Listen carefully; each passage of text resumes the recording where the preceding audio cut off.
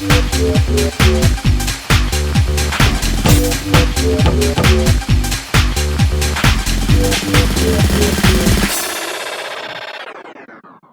que é produtor rural e está pagando mais de R$500 na conta de luz, esse recado é para você. Nós da Extrasol Energia Solar somos especialistas em sistemas de energia solar. Podemos atender você, sua propriedade, sua família com os melhores equipamentos. E temos parceria também com as melhores instituições bancárias para fazer com que você economize ainda mais com o seu equipamento solar. Quer saber mais? Clique aqui no botão abaixo e solicite o seu orçamento.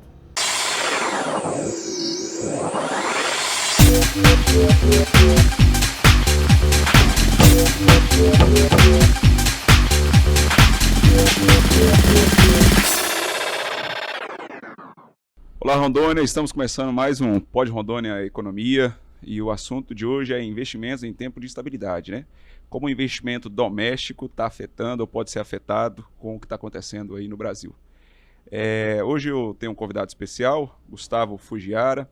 Ele é engenheiro e também investidor aí de longo prazo com investimentos domésticos. Nós viemos aqui bater um papo sobre o que está acontecendo atualmente com taxa Selic, qual é a melhor forma hoje de se investir do ponto de vista, né, do investidor comum. Mas antes de tudo, gostaria que o Gustavo se apresentasse aqui para os nossos telespectadores que estão nos assistindo. E Gustavo, quem é você? Olá, Wander. Primeiro, agradecer o convite. Fico muito honrado em poder participar desse assunto. Eu sou basicamente sou engenheiro civil de formação. Moro em Rolim de Moura. Vim para Rolim de Moura com meus pais desde 1987. E desde então, né, meu pai é engenheiro, então eu sempre acompanhei ele nessas obras Rondônia fora, e eu sempre acompanhei com ele. Acabei me interessando pela área e segui a mesma carreira dele, estudando em Porto Alegre, que aqui na época não existia. Acho que nem em Cuiabá existia essa opção na época. E acabei me formando em Porto Alegre, que o prédio da engenharia ficava ao lado, praticamente ao lado da faculdade de economia. Então ali foi, já iniciando no assunto, já as minhas primeiras, tive grandes amigos nessa área de administração e economia, que já me plantaram ali algumas sementes já ainda nessa época, mas naquela época eu era estudante, né, ainda. Isso com quantos anos? Isso, eu entrei na faculdade com 17 anos, então nessa época não tinha nenhum capital para investir, pelo contrário. Mas aí me formei em engenharia civil, me especializei na área de transportes, né, de geotecnia, e hoje atuo na área de barragens, tanto de engenharia elétrica, hidrelétrica, geração hidrelétrica, quanto barragens para armazenamento de água, etc. Mas sempre nessa área. A própria energia elétrica, né, uma commodity, então a gente também está sempre antenado aí nessas flutuações da energia pela necessidade profissional, né? Bacana. E a gente já conversa há alguns anos, né, sobre investimento. Quando eu comecei nós tivemos um gap aqui no Brasil, né, um apagão sobre investimento. Era um tabu para muita gente, né, todo mundo via nos filmes. E do nada a gente tem uma globalização e a tecnologia entrando com força e todo mundo tendo acesso de uma forma muito facilitada, né? E aí quando a gente vai conversar isso alguns anos atrás, lá o Gustavo já fazia alguns anos que já estava trabalhando ou atuando um pouquinho ali dentro desse mercado de investimento. E com quantos anos mais ou menos você começou ali a comprar suas primeiras ações, começou a fazer os seus primeiros investimentos, começou a poupar, né? Poupar, assim que eu comecei eu me formei em Porto Alegre, me mudei para cá logo em seguida, e morando com meus pais acaba sobrando um pouquinho mais de dinheiro, né? Então já desde os primeiros meses já tinha uma necessidade de me preocupar onde eu colocaria esse dinheiro que estava sobrando dos meus rendimentos, né? Que não era muito na época. Não era muito. Recém-formado, muito trabalho, mas o pouco que sobra, exatamente, né, como eu já disse, morando com os pais ainda, esse pouquinho fazia, né, um pouquinho todo mês acaba fazendo diferença, né? E isso um pouquinho, já adiantando um pouquinho, é um grande truque do investimento, né? O pouquinho todo mês, pouquinho frequente, de grão em grão, né, como diz o ditado, faz uma diferença no longo prazo, né? Então, desde meus primeiros meses de formado, eu já tinha essa necessidade de saber onde eu ia aplicar. E na época, um pouco desantenado, embora com algumas, como eu disse, né, com algumas instruções dos amigos economistas e administradores, a gente tinha já uma noção, mas eu sempre, né, acho que é um tabu para a maioria de nós brasileiros, a renda fixa, né, a renda variável era algo meio que de outro mundo, algo de coisa de gente da área do setor financeiro, bancário, etc., né? Então a gente acaba, talvez por uma ignorância, né, da nossa parte, ali, a gente não ter tido interesse ou nem, né, um estudo prévio, né, um conhecimento prévio, melhor dizendo, sobre essa área, a gente acaba ficando muito exposto a preconceitos dos outros, né? E acaba deixando oportunidades passar, boas oportunidades passarem. E aí foi surgindo o interesse de estudar um pouco mais, investindo ali, começou na renda fixa, depois foi para a renda variável. E só para quem está nos ouvindo, a diferença, né, da renda fixa e a renda variável, todo mundo, a gente gosta ali de fazer aquele apontamento, né? Quem investe em ações está exposto ao risco, né? Ali ele tem um investimento em renda variável, não é isso, estou resumindo aqui, né, simplificando bem. Uma renda fixa seria basicamente ali, muito embora a poupança, né, a gente nem considere como se fosse um investimento, mas para quem está nos ouvindo de um ponto de partida, uma poupança seria uma renda fixa ou de repente um CDB, né? E essa seria uma das opções. Eu me lembro que alguns anos atrás o UOL tinha um simulador de investimento. Isso há muitos anos atrás mesmo. Eu estava fazendo minha faculdade, isso em 2011, 2010, acho, por ali. E ali ele te dava um capital para você começar a operar na bolsa, obviamente simulando, né, 250 mil. E aí você tinha o ano inteiro para fazer aquele capital crescer ou perder ele. Para quem ganhava, né, por exemplo, no final do ano e tivesse tido maior rendimento, era premiado e tudo mais, né, era uma coisa bem bacana. E ali começou a dar uma pequena fomentada na internet. Eu lembro que alguns alunos aqui, principalmente espalhado pelo Brasil, tinha as comunidades, os fóruns, né, tinha uma dificuldade muito grande desse acesso do investimento. Como que foi para você quando você comprou a sua primeira ação? Como é que foi isso lá atrás? Era uma coisa simplificada? Era fácil? Não era? A renda, quando eu entrei na renda variável, especificamente no mercado na verdade eu entrei um pouquinho antes com aqui em Rondônia nossa economia é muito lastreada em gado, né? Na época muitos negócios eu fechei ou recebi em gado. E o gado, né, para surpresa de muita gente, é uma renda variável, né? Ele tem uma commodity cujo preço flutua e você hoje investe, compra um bezerro, um boi, uma vaca para engordar e esse ativo o retorno dele vai ser dali a algum tempo, né? E você não tem controle nenhum sobre, não é uma renda variável, uma renda fixa que você tem você tem algumas previsões, né? De quem conhece bem o mercado já tem uma certa noção do ciclo. Mas não deixa de ser, aliás, não deixa de ser, não, é um claro exemplo de renda variável, né? Então, muita gente acaba olhando as ações como uma coisa de outro mundo e o mercado, né, a commodity gado, né, o boi, ele é tão variável quanto, né?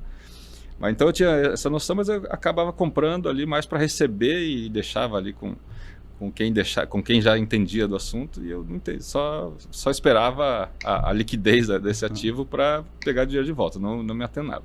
Mas em 2013, com a Selic muito baixa, acho que se eu não me engano ela estava próxima abaixo dos 2 dígitos, então a renda fixa que eu aplicava não estava rendendo, né? Então a gente não via muito retorno naquele tipo de investimento. Eu falei, o que são as ações, né? O que eu preciso saber para investir em ações?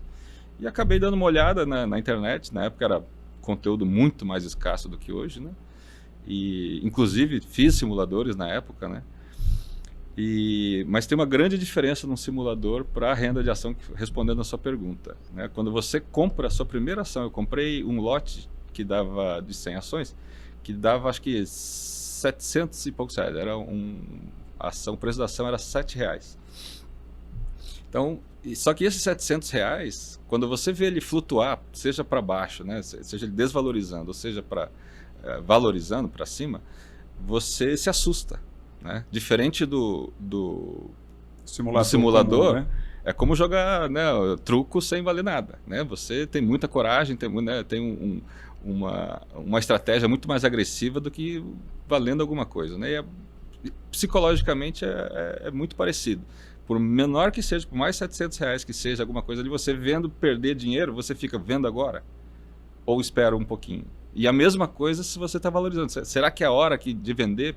E aí, de repente, você passa a oportunidade, ela passa a cair. E aí você fica, né, assustado. Então, você precisa ter muito estômago no começo, porque a gente não conhece o que a gente está mexendo, né? Mas aí depois foi até não me lembro qual que era a ação. Se eu não me engano, era a América Latina Logística, que eu já tinha trabalhado antigamente, mas não tenho certeza. Hoje, atual Rumo. E então a gente tinha essa necessidade de ver o nosso dinheiro render mais. Eu me aventurei nessa, mas foram ali algumas semanas só. Aí depois ela começou a cair, não flutuar, não saí do lugar, acabei vendendo e aí deixei um tempinho. Isso foi em 2013. E aí no ano seguinte, que aí sim eu comecei, aí eu fui me estruturar. Agora, uma vez já conhecendo psicologicamente, esse teste foi importante psicologicamente, né, para eu me conhecer como é que eu estaria ali no investimento real, né? E aí, alguns meses depois, comprei livros, dei uma estudada. Como eu disse, na época a internet ainda não era o conteúdo. Não era tão difundido esse assunto. Você não escolhia muito, né? Hoje tem, né, várias pessoas que podem falar algum conteúdo bom, outros nem tanto. Mas a gente tinha que, na época né, ler livros, comprar livros, não tinha muita gente com quem conversar aqui, né? Então acabei aí no ano seguinte, assim, em 2014 que eu comecei de fato a virar um investidor com um pouco mais de conhecimento, né? É uma questão, essa questão do conhecimento do investimento é uma deficiência que nós temos enquanto Brasil, né? Muito se fala sobre estruturar as escolas, a educação em relação à educação financeira já na base. Por exemplo, nos Estados Unidos tem uma cultura do primeiro milhão aos 18. Então há um incentivo em alguns estados, né, dentro dos Estados Unidos, sobre essa questão, ou seja, a educação já começa a incentivar o jovem, o adolescente, né, sobre poupar, sobre investir, sobre ter sua renda. E aqui no Brasil a gente ainda tem essa deficiência. Eu acho que por conta disso, hoje os youtubers acabou levando essa fama toda, essa popularização, né, sobre a questão da bolsa, até pela questão do sonho. Mas é uma realidade, a falta de informação e da educação dentro do campo de investimento é uma deficiência muito grande no aspecto geral dentro do Brasil, né? Por exemplo, nós hoje, pouquíssimas pessoas entendem o que é uma taxa Selic, né? O que isso influencia? A gente, quando para analisar, por exemplo, os percentuais que a gente está alcançando hoje em taxa Selic, tudo bem que tem toda uma estratégia econômica, né, por trás de uma elevação de alíquota e vamos abaixar a alíquota, e a gente olha para o mercado financeiro, né, qual que é mais atrativo, né, o que vale mais a pena. Como é que eu vou fazer essa poupança? Como que eu poupo ganhando pouco, né? Eu tenho que ir atrás de renda extra, não tenho que ir atrás de renda extra. Então isso é muito interessante. Você teve uma experiência com a Petrobras também, né? Em um determinado momento, você comprou uma ação, você já tinha falado, né? Que você compra a ação e depois, dentro de uma estratégia, ela te tirou fora, né? Dentro do jogo. Como é que foi isso? Nesse livro que eu comprei, logo no início de 2014, uma recomendação era você seguir uma estratégia. Ele não me dava nenhuma específica, ele até dava exemplos ali, mas ele mesmo dizia, não siga estratégias de ninguém. A estratégia dessa pessoa que está te recomendando, a dela não pode não corresponder ao seu perfil de risco, perfil de investidor de modo geral.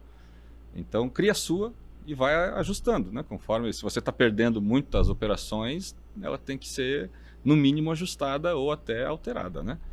E a minha estratégia que eu fui criando foi não é nenhuma estratégia, mas uma regra, de não investir em empresas ou públicas ou estatais ou que tinham forte influência do governo, como a Vale, por exemplo, né? E em 2014 era a eleição, né, para presidente e havia uma dependência muito grande da Petrobras com as pesquisas, né? Então, quando a pesquisa era pró-governo, a Petrobras caía, e quando a pesquisa era pró-oposição, né, na época, a Petrobras subia. E eu às vésperas do segundo turno, a gente fazia essa mesma estratégia com o meu irmão, e a gente foi só, tá tendo a Petrobras, 2 dias úteis antes, 2 pregões antes da eleição, está subindo com volume. Isso é um bom sinal para quem está querendo entrar, né? E a gente, vamos abrir essa exceção? Parece que está sendo consistente, um volume muito grande. E a gente quebrou a nossa regra de seguir a nossa estratégia. De não comprar estatais. Compramos a Petrobras na sexta-feira, último dia do pregão antes da eleição. A oposição perdeu e na segunda-feira a Petrobras simplesmente derreteu. Eu não lembro exatamente os valores, mas eu lembro que ela chegou, o meu stop loss era bem folgado, era bem assim para não correr muitos riscos, né? E simplesmente pulou o meu stop. Se eu não me engano, foram 4 ou 5 paralisações da negociação, né, por segurança. E ela simplesmente pulou o meu stop, que impediu, então eu acabei não vendendo a ação, né, para conter a perda, e fui deixando. E aí ela chegou a R$4 e pouco, assim, o preço da Petrobras. Deu um salto gigante, né? Stop loss, para quem está nos assistindo, é quando a gente faz uma compra e tem essa cotação, né, flutuando ali, e a gente deixa um gatilho de venda aqui no preço abaixo, por exemplo, está flutuando entre 10, 11 e R$9, e eu deixo ali um gatilho de venda de 8. Por exemplo, se cair ao preço de 8, ela vende automaticamente, né, realiza a venda, a operação, para poder proteger o restante do capital, né, ou do patrimônio que está ali investido. O que aconteceu aqui basicamente é o que a gente chama de gap, né? É quando a queda é tão acentuada que ela, na verdade, abre o pregão abaixo daquilo que é o gatilho de proteção, né? Então, ou seja, ele pula e aí basicamente é chorar, né? Aí você ou cria uma nova negociação, só que aí você tem que rever toda a sua estratégia. Só que aí psicologicamente você já está abalado. Porque aí eu ainda não tinha nenhum ano ainda com investimento desse nível, né? E então a gente não sabia o que fazer, eu acabei deixando. E por sorte ela chegou, e aí depois alguns meses depois, ela chegou no fundo do poço, meses depois ela subiu um pouquinho, eu comprei as ações e estou com elas até hoje. Até hoje. Porque quando a minha estratégia de venda, ela nunca atingiu, ela sempre se valorizou, porque comprou a R$7, né? Há muitos anos atrás. Então ela, né? ela não atingiu a minha estratégia de venda. Quando ela atingiu, foi há pouco tempo atrás, quando a Petrobras começou a pagar dividendos exorbitantes. Então não tinha por que vender, porque realmente os dividendos e juros sobre capital próprio, que é começa a valer a pena, o adicional, né, além da valorização do ativo, não tem por que eu ficar vendendo e comprando até porque era bastante, né? Eu tinha comprado ela a R$7 e pouco, e nessa época ela estava valendo quase R$40, se eu não me engano chegou a bater 40 e poucos reais, né? Então aumentou bastante, ela ficou com preço descontado há uns anos atrás. Exatamente. Né? Agora, o que muita gente também acaba não compreendendo, que Bolsa de Valores não é cassino, né? Isso me incomoda muito quando algumas pessoas falam, vamos apostar o dinheiro. A gente usa a terminologia aposta, mas tem um estudo envolvendo, tem uma questão de análise tanto fundamentalista como análise técnica, ou a composição, a junção das duas, né, como algumas pessoas gostam de fazer. E aí, recentemente, teve uma popularização do day trade, né? Então, muitas pessoas entrando, fazendo compras de mini contratos, mini dólar, fazendo operações diárias, ali, tomando dinheiro emprestado, pegando consignado, pegando empréstimo no banco, usando cheque especial. E aí começou a ter resultados assim extremamente negativos, porque estava como se fosse um cassino, né? Comprava esperando a subida, ou comprava, vendia, ou fazia a venda, né, dentro da operação, esperando uma valorização, que teve de muita gente perdendo dinheiro. Começou ganhando R$150, 300, e depois começou a perder 1.000, 1.200, 1.050, e passou a ser um negócio assim viciante. Você estava falando da questão do psicológico, né?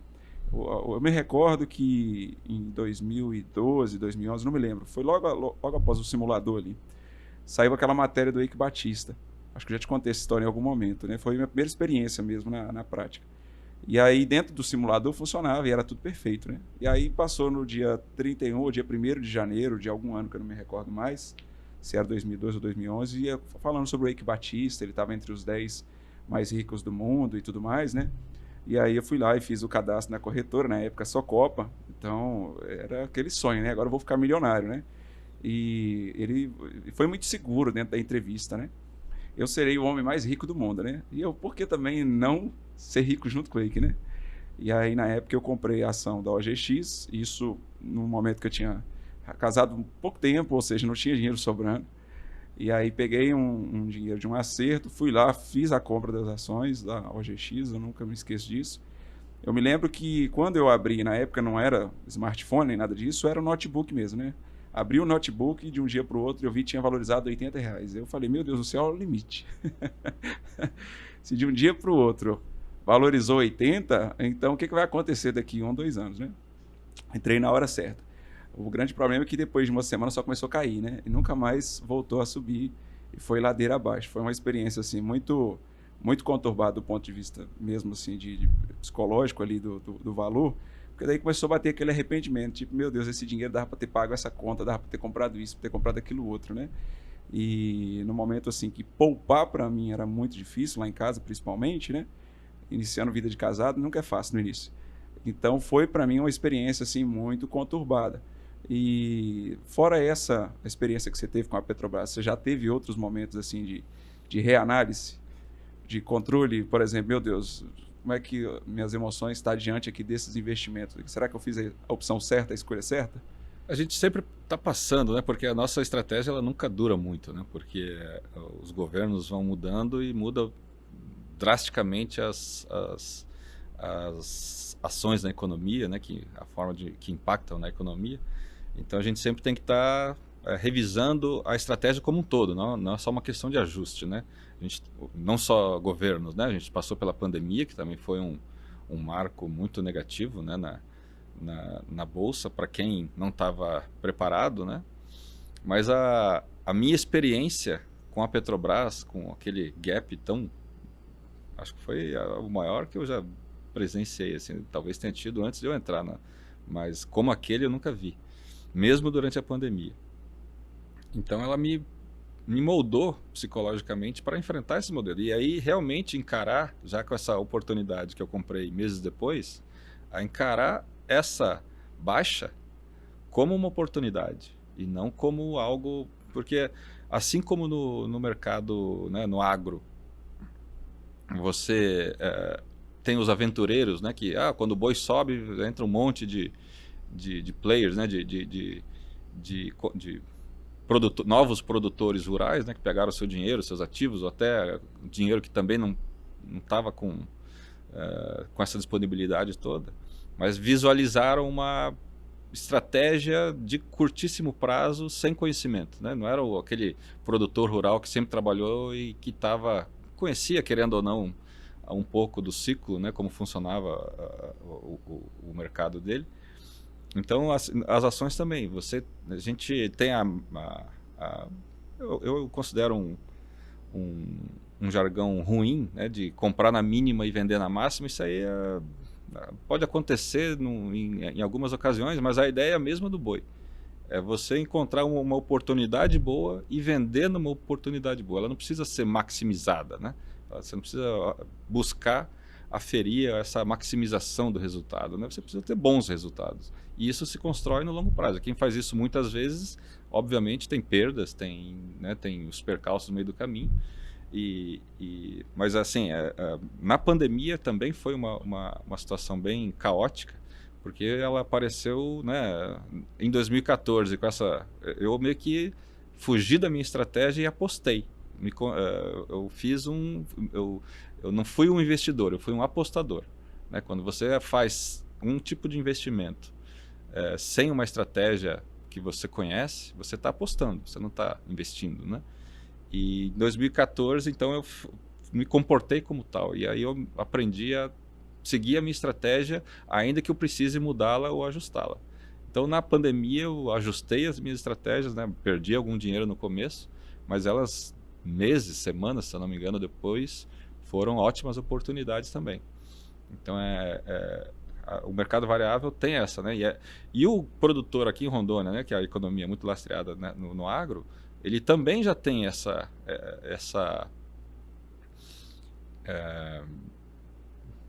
esse costume, né, de lidar com variações do preço do café, da arroba, agora da soja, cotação, né? da cotação, porque elas flutuam.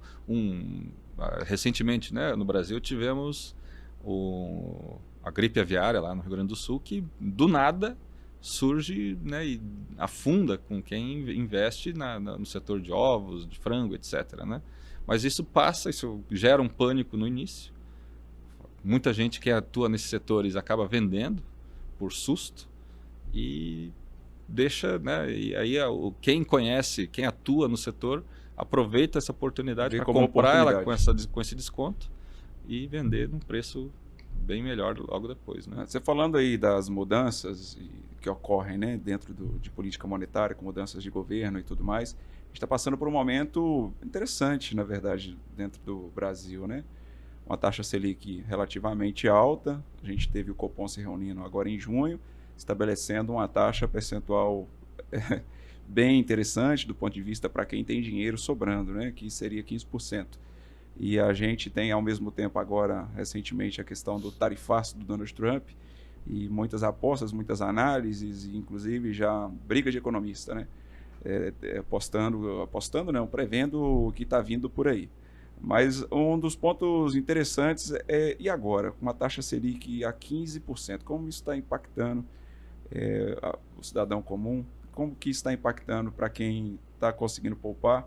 O que está sendo melhor fazer agora, do ponto de vista estratégico, para o Gustavo, do ponto de vista Gustavo? Numa estratégia mais ampla, que eu tenho nesse mesmo livro que eu li sobre ações, ele falava de um modo geral, os primeiros capítulos eram sobre finanças pessoais de um modo geral. E eu sigo bastante a regra dos 80, que é 80 menos a minha idade é o percentual a referência, né, o valor de referência percentual para aplicar em renda variável. Então, hoje eu estou na casa dos 40, sempre tenho deixado ali por volta dos 40 e poucos por cento em renda variável, então a maioria segue na renda fixa, né? Então, uma Selic, né, nesse valor, obviamente a renda fixa acaba ficando muito atrativa, mas, como eu disse, a renda variável, que nesse período acaba ficando de lado, porque está muito fácil, né? A renda fixa dá hoje, né, um investimento, considerando a inflação de 4 e poucos por cento ao mês, ao ano, desculpa, você precisa ter um investimento acima de 1,5% líquido, fora imposto de renda, né? Dependendo da aplicação que você faz, para bater ter um ganho real, né? Bater a Selic e a inflação. Então, a ideia é diversificar, porque a inflação também não está, embora a Selic esteja acima, a inflação também está ali bem acima do teto que o próprio governo estipula, né?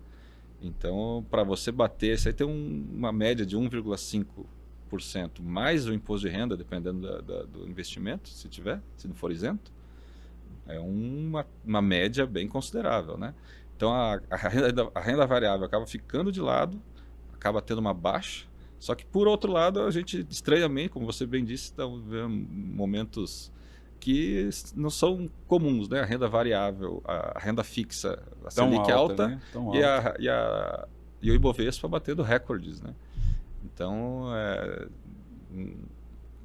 são estratégias que antigamente, para mim, era uma oportunidade na renda variável, na renda fixa alta, de você aproveitar que a queda em geral do Ibovespa e, né, procurar movimentos mais agressivos, né? Mas não agressivo no sentido de apostar, mas, né, você correr um risco maior para buscar rendimentos maiores, né? Porque dentro agora dessa taxa Selic, nós temos alguns instrumentos ali de investimento, por exemplo, o CDB. CDB, todos nós temos acesso, né? A partir do aplicativo, com conta bancária, todo banco basicamente tem seu próprio CDB ali para você fazer o investimento, o que torna relativamente atrativo uma taxa de juros de 15% e ante a exposição do mercado variável, né? Porque pouquíssima gente tem contato, tem experiência, tem um tempo para estudar, exatamente por essa questão mesmo de não ter tido esse fomento, né, da própria educação brasileira anos atrás aí, a gente fica meio perdido agora depois que a gente encontra uma determinada idade. Com 15% da taxa Selic também tem o Estado também tenta desaquecer um pouco, né, a economia. O cidadão na ponta sente esse peso, né?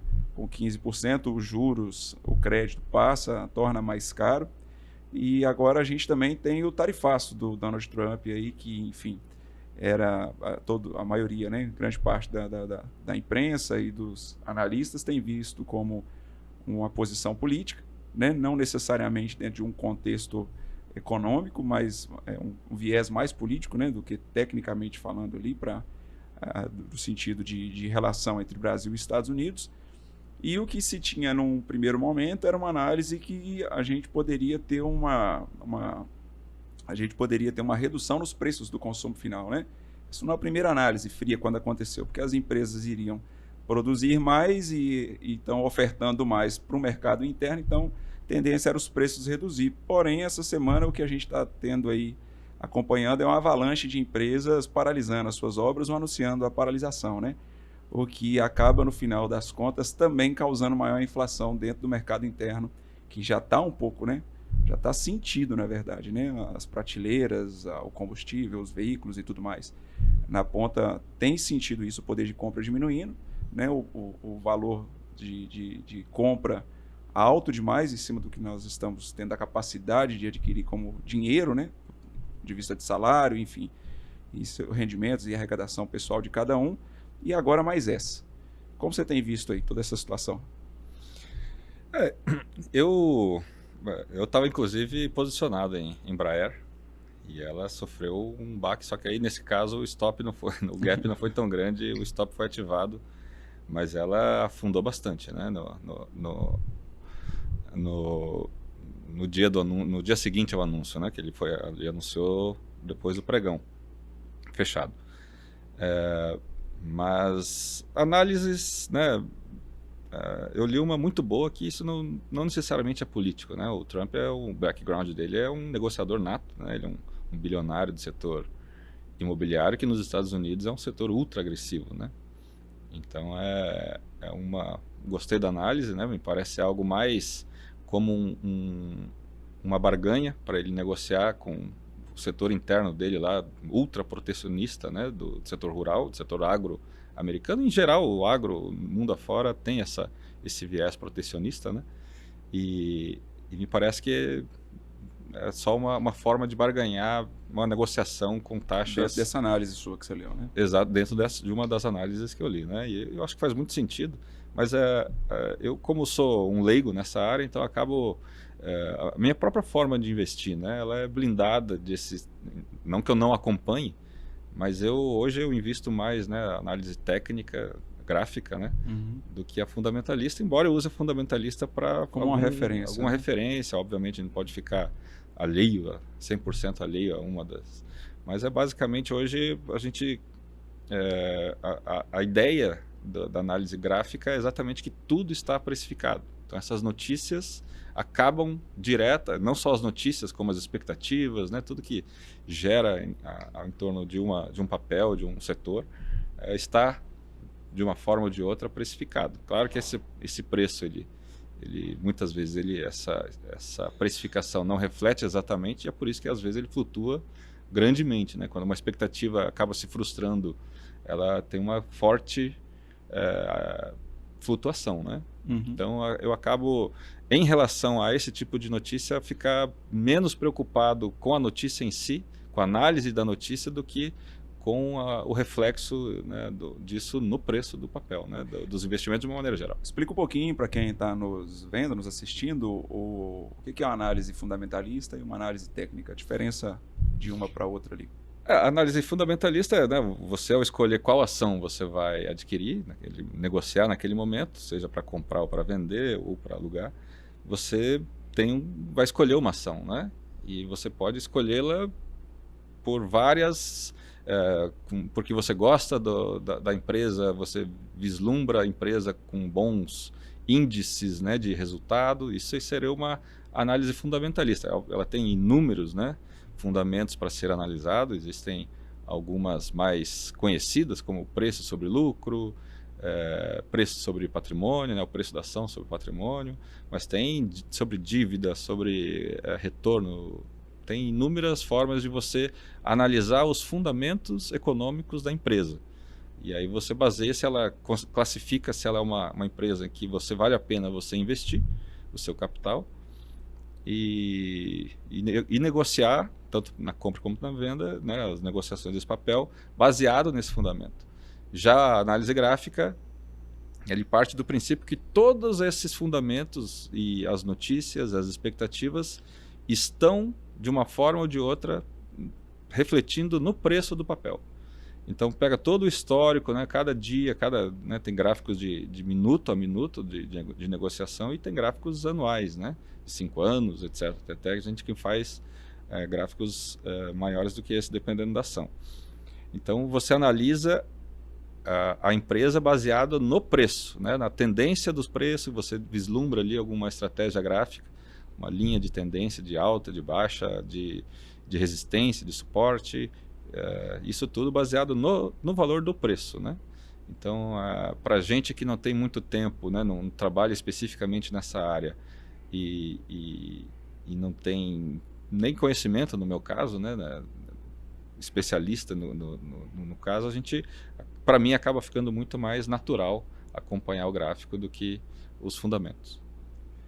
Bom, enquanto a gente estava conversando aqui, eu rapidinho abri uma simulação que eu tinha feito sobre a questão da taxa Selic, só para a gente acrescer um pouquinho aqui. Isso dentro de um investimento de renda fixa. Vamos falar do Tesouro Direto. Tesouro Direto, para quem não sabe, o Tesouro Nacional, né, oferta a compra lá de frações de títulos, né, que a gente chama para a pessoa física Tesouro Direto, e aí a pessoa faz um cadastro através do seu próprio banco, que tem uma corretora atrelada, faz a compra ali do Tesouro Direto. Num percentual de 15%, um investimento de R$ 1.500, deixa eu ver aqui se é isso mesmo, não, R$ 10.000. Após um ano, o valor líquido, já descontado o imposto de renda, é R$ 1.275, R$ 11.275 ao final de um ano. Ou seja, um rendimento relativamente bom, né? Já descontando o imposto de renda. E aí a gente pega agora o financiamento numa parcela de 15%, a gente vai ter um acréscimo aí de valor final de 140%, através de um financiamento numa taxa de 15%, ou seja, desestimula até para compra de veículos, estimula para qualquer tipo de crédito. Ou seja, quem pega mesmo está muito arrochado ali do ponto de vista de precisar muito do dinheiro ou precisar muito daquele veículo, né? Para fazer o cálculo. Mas deixa eu fazer uma pergunta interessante. Nós aqui de Rondônia, do ponto de vista de investimento, né, dentro do cenário aí brasileiro, nós estamos um pouquinho atrasados, a gente leva em consideração o contexto local ou a globalização desse assunto de investimento, né, de renda fixa e variável, acabou popularizando e tornou a gente próximo do mundo todo. Como que você vê tudo isso? Eu hoje vejo muita gente, né, investindo não só no mercado de ações, né, como nos mercados de criptomoedas e outros investimentos, né, de renda variável que vão surgindo, né? Eu particularmente não me encorajei nenhum, como eu disse, né, eu sou da análise fundamentalista e da análise técnica, gráfica, e isso depende de um histórico considerável, né? E você não tem como ter uma análise gráfica confiável com um passado muito curto, né? Então você não tem muita informação confiável para você elaborar uma estratégia. Então por esse motivo eu até hoje nunca investi, embora tenha dado uma estudada para ver se eu me encorajava, aí eu acabei não indo para esse lado, né? Mas hoje eu vejo o rondoniense interessado, obviamente, tanto quanto em qualquer outra região, né? Hoje basta você querer e você tem hoje acesso a qualquer tipo de conteúdo, como qualquer outra pessoa do Brasil ou mundo afora, né? Então hoje já tenho bastante colegas, amigos, né, com quem a gente consegue conversar né, sobre esse tipo de assunto, tanto em rodas de bar como em festas, né, e não só no nosso trabalho, né? Então eu creio que oportunidade que qualquer pessoa hoje tem, não necessariamente para esse assunto. Hoje o conhecimento ele está muito próximo da gente, né? Coisa que não era assim há 10 anos. Investimento é coisa de rico? Pelo contrário. Eu acho que investimento, isso foi um outro aprendizado, né? Eu comentei que eu comecei porque tinha um dinheiro sobrando, mas o que me fez hoje ser um investidor foi o dinheiro que eu sacrifiquei, entre aspas, do meu gasto, né? Porque a partir do momento em que eu comecei a ver esse dinheiro, dinheiro rendendo um pouco mais, não é que eu fiquei pão duro, eu passei a querer aplicar mais dinheiro. E chega um momento e a gente fala, mas para ter esse dinheiro você precisa ser rico, ou precisa ter uma boa renda. E eu discordo, assim, porque mesmo nos períodos difíceis, e algumas pessoas, e todo mundo passa por elas, a gente tem ajustes para fazer no nosso orçamento, seja ele qual for. Então quem hoje recebe um salário mínimo e puder, na verdade não é questão de poder, e ajustar uma estratégia para conseguir viver com 5% ou 3% que ele conseguir para poupar, ele acaba fazendo. Separar um percentual, mesmo que seja mínimo, né? Mesmo que seja mínimo. Mas Por criar quê? disciplina. Porque ele, a qualquer momento, ele pode fazer um reajuste de 100%. Hoje, um assalariado ele corre um sério risco de ficar sem essa renda. E isso ele vai precisar de ajuste. Então, se ele pode ajustar numa situação em que, no limite, óbvio, né, de 100% da renda, ele pode durante o processo. Fazer isso porque ele não está gastando esse dinheiro. Essa é a grande mágica do investimento. Você ganha dinheiro, na verdade, com o principal, ou seja, com o aporte.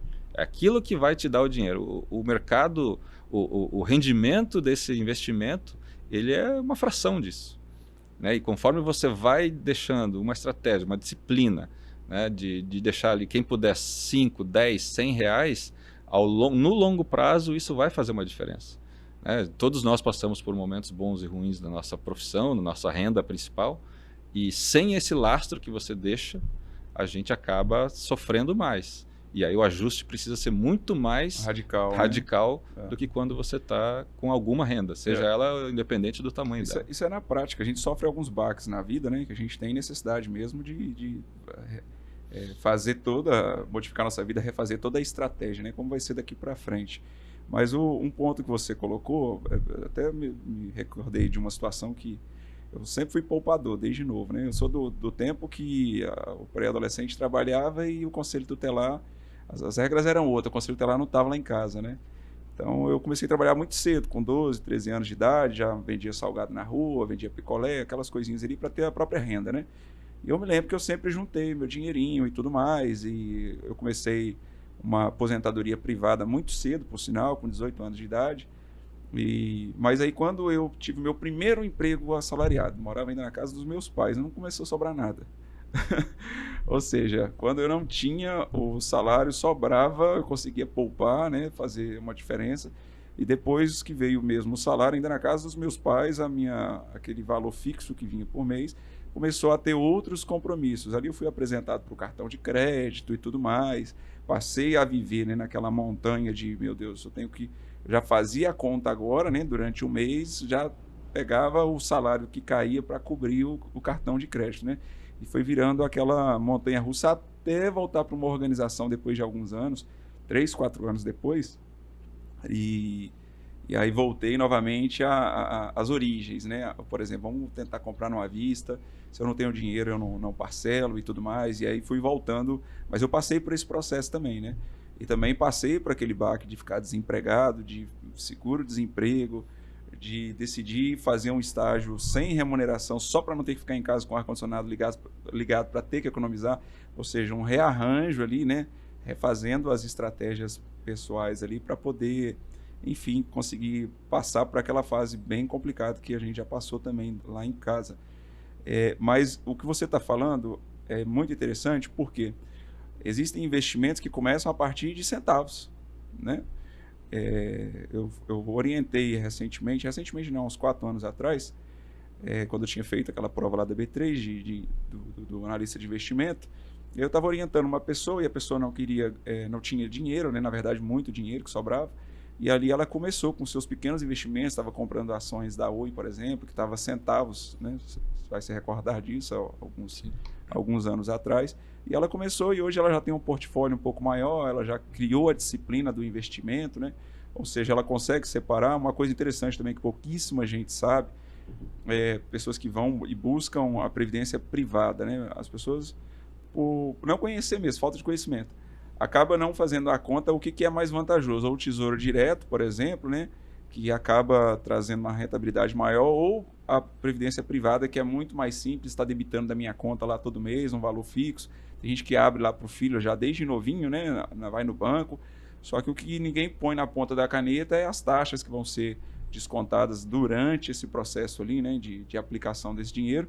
E esse mesmo valor empregado dentro do Tesouro Direto traria um rendimento muito maior, né? Você já parou para fazer essa conta? Sim, fiz e nunca tive nem um centavo aplicado, entre aspas, aplicado em renda em previdência privada. privada. Por mais que tenha alguns atrativos, como algumas modalidades isentas de imposto de renda, que podem ser descontados no imposto de renda, é exatamente porque eu hoje gerencio esse meu patrimônio por mim mesmo, né? Hoje eu não terceirizo, e nada mais, uma previdência privada nada mais é do que um fundo gerenciando esse capital que você vai aportar lá mensalmente. E que tem o custo, né? Que tem seu custo, obviamente. Ele tem o custo da estrutura e a própria a viabilidade tem que ser remunerado, né?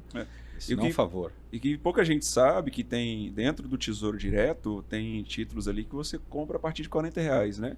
Então você pode mensalmente estar separando, aportando e fazendo ali, poupando o seu dinheiro e fazendo uma previdência, né, particular dentro do Tesouro Direto, bem remunerada ali para o seu futuro.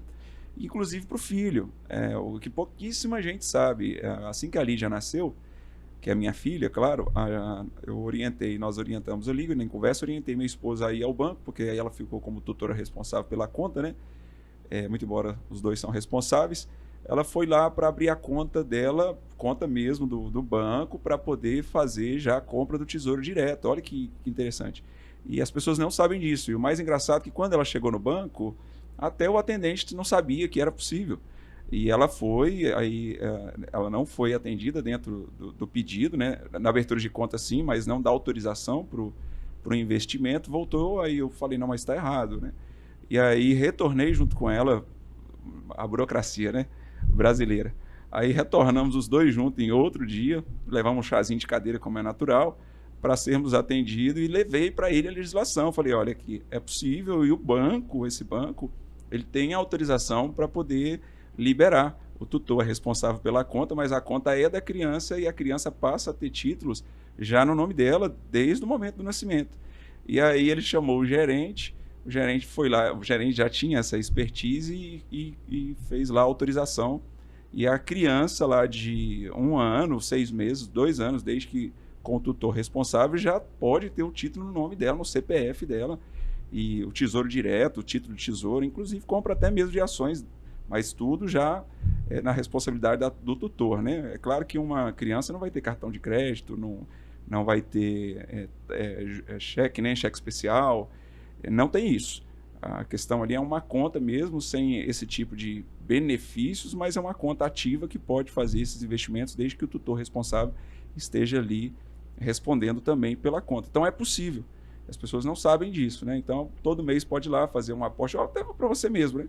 Você vai lá, faz um aporte de 50, 60 reais. Foi o que eu decidi fazer. Quando eu estudei um pouco mais, né? Caiu para mim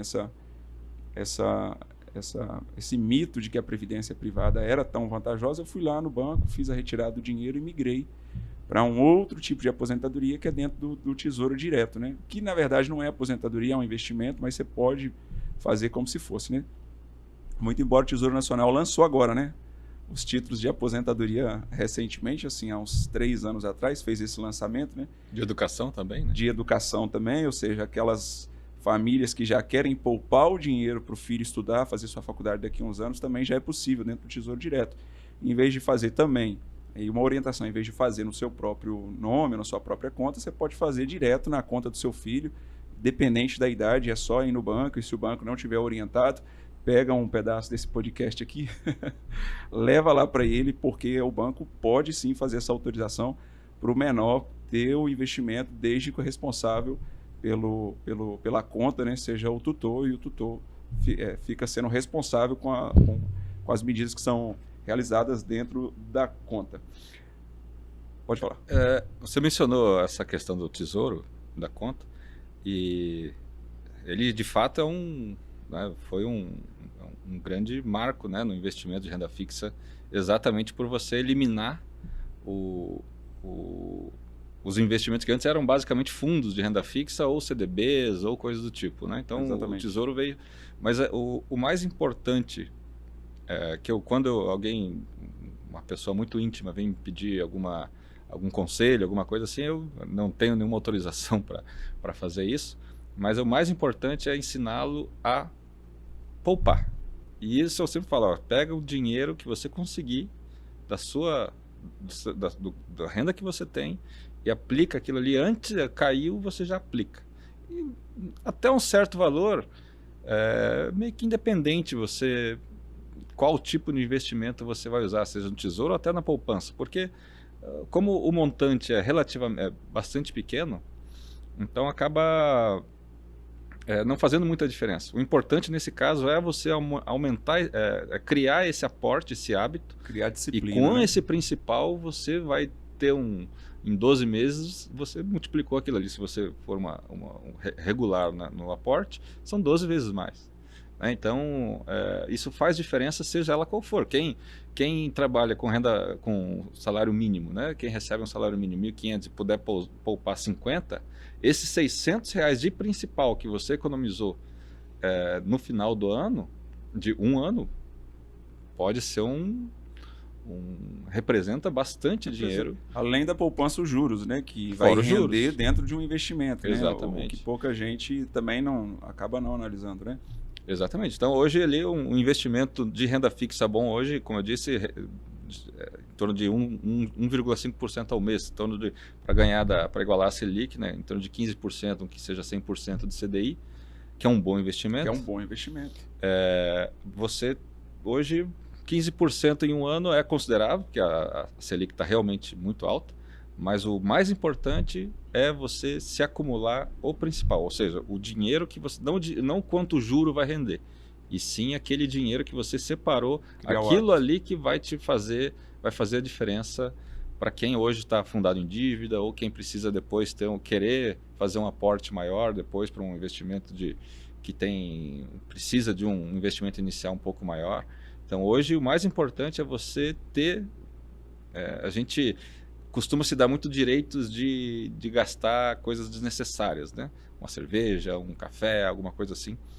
E a gente acaba comprometendo, mesmo no curto prazo, uma solução que a gente poderia ter com um pouquinho de disciplina. Às vezes 1, 2 anos, você deixando de se dar esse direito desse gasto supérfluo, pode fazer uma diferença enorme para você, para o futuro da sua família, talvez. Ou dar uma reduzida também, né? Às vezes a pessoa não consegue parar totalmente, né? Exatamente. Mas uma outra coisa também que a gente também acaba perdendo o hábito com o tempo, isso é um costume de muita gente com a facilidade de abrir conta bancária. Tem gente que tem 4, 5 contas e fica mantendo essas contas e também não calcula o impacto daquelas tarifas que são cobradas ali todo mês.